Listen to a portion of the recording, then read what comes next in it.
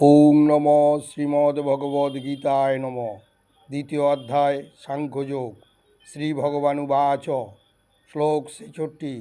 ন অস্তি বুদ্ধি অযুক্তস্য ন চ অযুক্তস্য ভাবনা ন চ ভাবয়ত শান্তি অশান্তস্য কুত সুখম।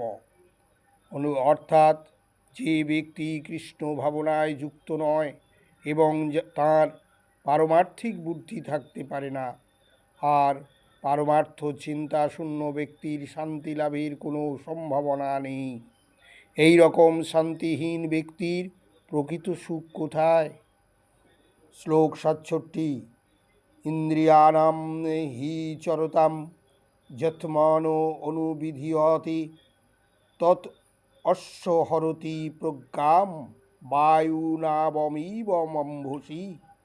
অর্থাৎ পরমেশ্বর ভগবান শ্রীকৃষ্ণ বললেন, প্রতিকূল বায়ু নৌকাকে যেমন অস্থির করে, তেমনি সদা বিচরণকারী যে কোনো একটি মাত্র ইন্দ্রিয়ের আকর্ষণেও মন অসংযত ব্যক্তির প্রজ্ঞাকে হরণ করতে পারে।